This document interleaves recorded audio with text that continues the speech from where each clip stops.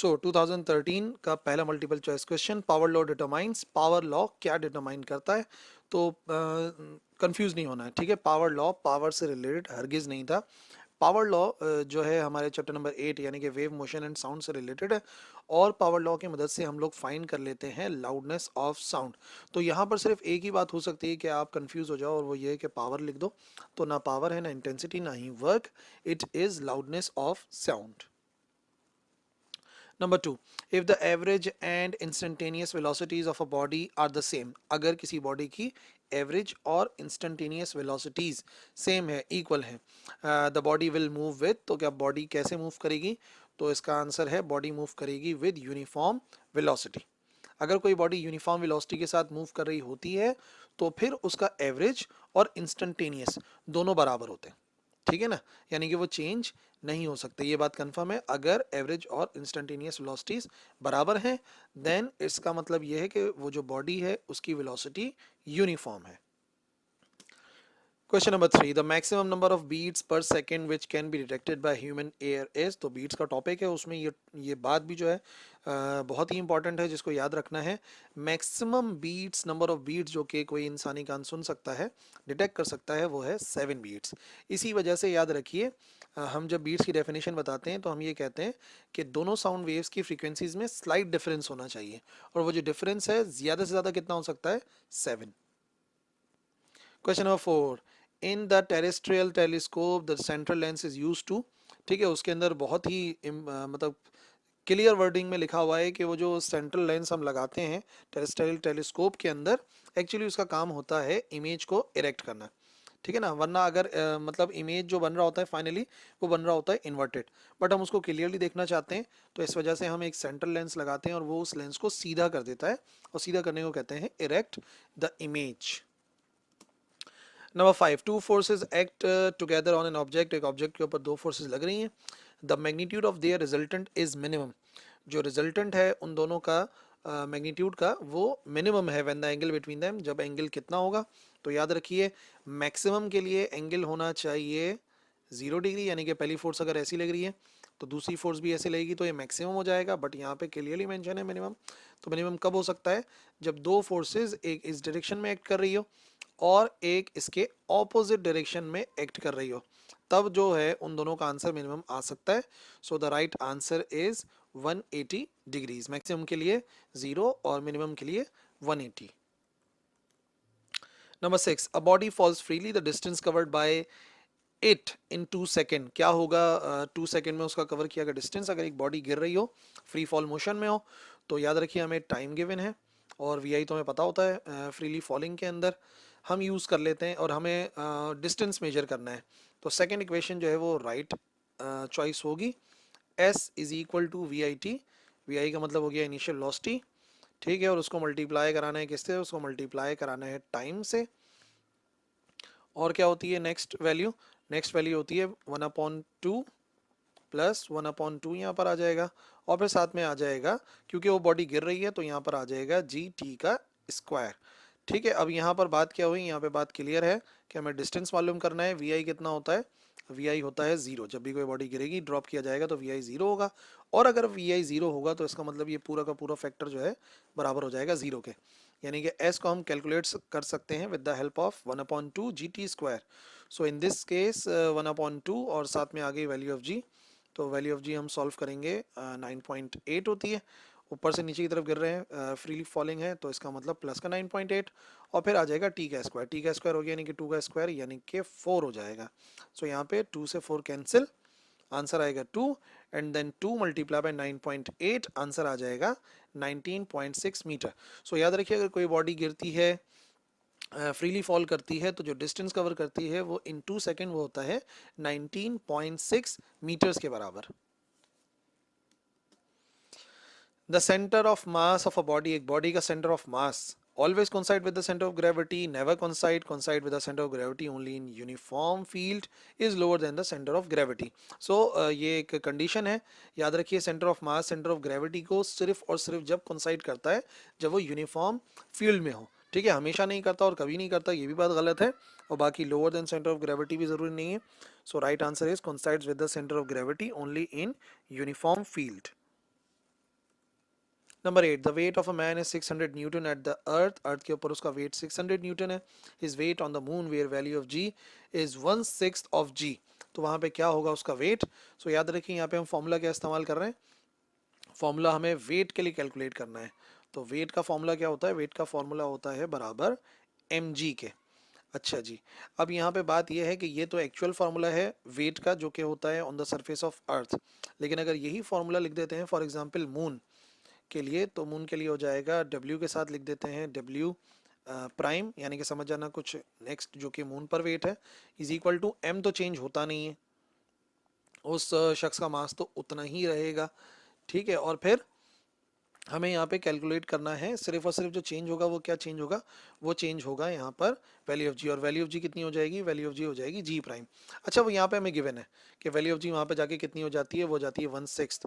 तो क्या इफेक्ट पड़ेगा वेट के ऊपर. तो बात यह है कि अगर एम कांस्टेंट रहेगा और ये कह रहे हैं कि जी जो है वो एक्चुअल जी से डिवाइड बाय 6 हो जाएगा, तो याद रखिए वेट भी हो जाएगा डिवाइडेड बाय 6, यानी कि डब्ल्यू डैश जो होगा वो W डिवाइडेड बाय 6 करके मालूम किया जा सकता है. एंड इन दिस केस यहाँ पर जो वेट है उस शख्स का अर्थ पर वो 600 है. तो on the surface of moon 600 divide by 6 बराबर हो जाएगा 100 न्यूटन के.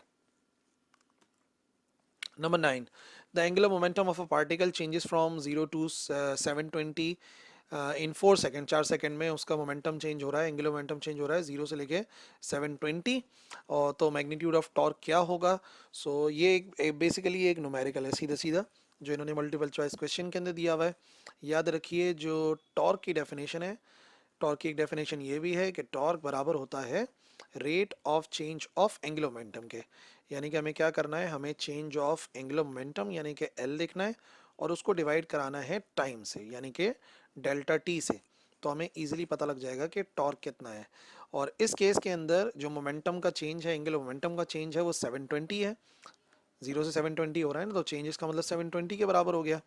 तो 720 को डिवाइड कराना पड़ेगा हमें 4 से.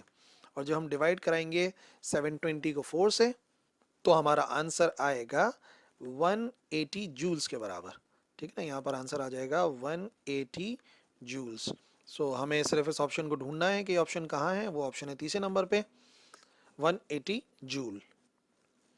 Question number 10, the wave enters from one medium to another medium, no change occurs. किस चीज़ में चेंज नहीं आता अगर कोई वेव एंटर करती है किसी एक मीडियम से दूसरे मीडियम में. तो याद रखो स्पीड में तो चेंज आता ही आता है. ठीक है. अगर कोई भी फॉर एग्जांपल अगर कोई वेव एंटर हो रही है रेयर मीडियम से डेंसर मीडियम में तो उसकी स्पीड कम हो जाती है, यानी कि स्पीड तो चेंज होती है. ये बात हो गई गलत. अच्छा जी. अब उस लिहाज से वेवलेंथ पे भी फ़र्क पड़ता है. जो वेवलेंथ किसी मीडियम में होती है वो एक्चुअल वेवलेंथ से कुछ अलग होती है, यानी कि वेवलेंथ भी चेंज होती है. अच्छा जी. अब आपको एक फार्मूला तो याद होगा. फार्मूला आपको याद होगा V is equal to F lambda. ठीक है ना, फ्रीक्वेंसी और साथ में आ रहा होता है वेवलेंथ. ठीक है. तो इसका मतलब यहाँ पे मैं क्या कह रहा हूँ कि वेवलेंथ भी चेंज होती है, स्पीड भी चेंज होती है. जब वेवलेंथ भी चेंज हो रही है, स्पीड भी चेंज हो रही है, तो यकीनन इन दोनों का जो रेशो है वो सेम रहेगा, यानी कि जो फ्रीक्वेंसी है वो सेम रहेगी. और दूसरी बात, अगर इस तरह से नहीं समझते तो इस तरह से समझो कि वेवलेंथ मैंने बता दिया चेंज होती है, वो ऑलरेडी हम लोग पढ़ भी चुके हैं चैप्टर नंबर 9 के अंदर, कि जब हम लोगों ने थिन फिल्म इंटरफेरेंस पढ़ा था तो देखा था वेवलेंथ चेंज होती है, स्पीड तो चेंज होती है, और फिर एम्पलीट्यूड भी चेंज होता है. अगर एक मीडियम से दूसरे मीडियम में जाएगा तो एम्पलीट्यूड भी चेंज होता है. तो इसका मतलब एक ही ऑप्शन यहाँ पे बचता है और वो क्या है, फ्रीक्वेंसी. तो याद रखिए जब एक वेव एंटर करती है किसी एक मीडियम से दूसरे मीडियम में तो उसकी जो फ्रीक्वेंसी है वो कांस्टेंट रहती है. Number 11, monochromatic yellow light is unable to show. एक मोनोक्रोमेटिक लाइट है जो कि येलो कलर की है. अच्छा, वो येलो के अलावा कुछ भी हो सकती है, तब भी ये multiple choice question as it is रहेगा. ठीक है. येलो लाइट रिफ्लेक्ट कर सकती है, येलो लाइट रिफ्रैक्ट कर सकती है, येलो लाइट इंटरफेरेंस भी कर सकती है, but yellow light dispersion show नहीं कर सकती. क्योंकि डिस्पर्जन का मतलब होता है वाइट लाइट का स्प्लिट होना उसके डिफरेंट वेवलेंथ्स के अंदर.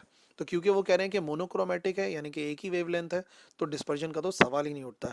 डिस्पर्जन के लिए हमें चाहिए होती है वाइट लाइट जिसमें एक से ज़्यादा वेवलेंथ यूज़ हो.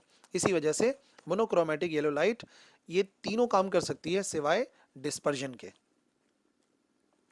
Number 12, power of magnifying glass having focal length 5 centimetre is. Magnifying power पता करनी है और किस चीज़ की, एक जिसकी फोकल लेंथ कितनी है, 5 सेंटीमीटर है। तो सीधा सा फॉर्मूला है, जो पावर ऑफ लेंस है वो बराबर होती है 1/f के, यानी कि reciprocal of its focal length. But जो मैं बार बार बात आप लोगों को याद रखने के लिए कहता हूँ वो ये है कि फोकल लेंथ लाजमी तौर पे मीटर में होनी चाहिए, वरना सब गलत हो जाएगा। ठीक है ना। अगर हमें आंसर डायोप्टर में चाहिए तो हमें फोकल लेंथ को मीटर में करना ही पड़ेगा, और इस केस के अंदर अगर हम मीटर में कन्वर्ट करेंगे तो ये आ जाएगा 1/0.05, यानी कि अगर हमें फाइंड करनी है पावर तो हम लिखेंगे 1/0.05, यानी कि पहले 5 सेंटीमीटर को किससे डिवाइड कराएंगे, 5 सेंटीमीटर को डिवाइड कराएंगे 100 से, ताकि वो आ जाए मीटर में। और इस तरीके से जब हम डिवाइड कराएंगे 1/0.05 तो हमारे पास आंसर आएगा 20 डायोप्टर। तो एक ऐसा मैग्नीफाइंग ग्लास जिसकी फोकल लेंथ 5 है, उसकी पावर होगी 20 dioptre. Number 13, the dimension of force. Force की डायमेंशन फाइंड करनी है, तो वैसे तो याद होनी चाहिए, एग्जैक्ट टिक करना चाहिए आपको ये वाला मल्टीपल चॉइस क्वेश्चन, बट अगर नहीं आता तो मैं समझाता हूँ। F is equal to M A, formula इस्तेमाल करेंगे फोर्स का, तो हमें पता है कि F बराबर होता है एम ए के, यानी कि मास मल्टीप्लाई बाय एक्सेलरेशन। M को तो हम सीधा सीधा M से ही शो करते हैं, M की डायमेंशन तो M ही होती है। एक्सेलरेशन होती है चेंज ऑफ वेलोसिटी पर यूनिट टाइम, यानी कि L t-2। तो अगर दोनों की डायमेंशन लिखेंगे, M की डायमेंशन और एक्सेलरेशन की डायमेंशन L t-2, तो हमारे पास आ जाएगा ML t-2, जो कि है हमारा चौथा ऑप्शन।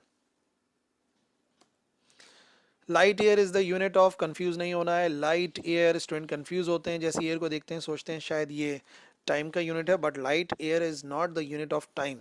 लाइट ईयर यूनिट है डिस्टेंस का, और मैं डिफाइन भी कर देता हूँ। लाइट ईयर उस डिस्टेंस को कहते हैं जो कि लाइट ट्रेवल करती है इन 1 ईयर।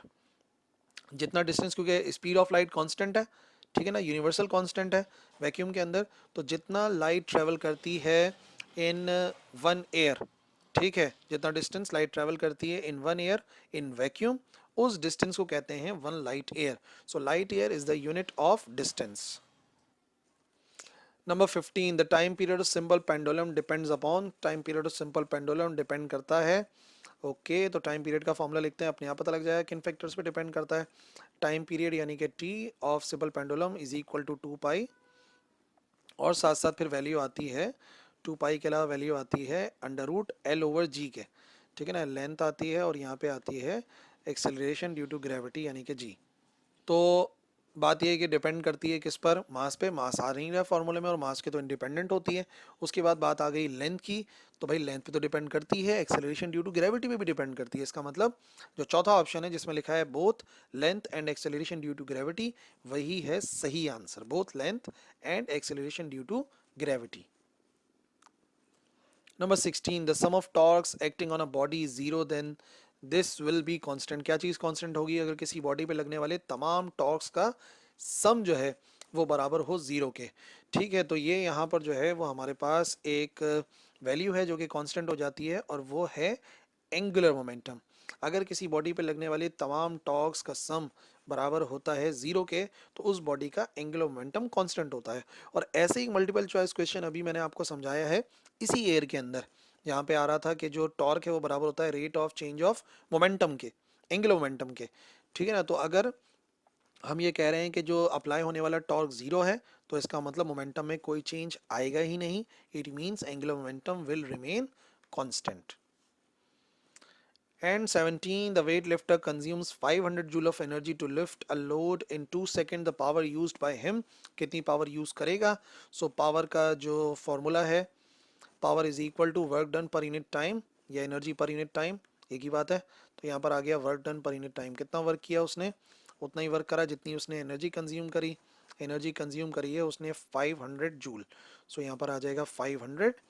और कितने टाइम में उसने इसको कंज्यूम किया है, तो इसने उसको कंज्यूम किया है इन 2 सेकेंड। तो सीधी सी बात है, 2 1 ज़ा 2, और इसको कैंसिल कराएंगे तो हमारे पास आंसर आ जाएगा 250 वॉट के बराबर, ठीक है ना। 500 जूल एनर्जी इस्तेमाल करी है, divide by 2, so the right answer is 250 what.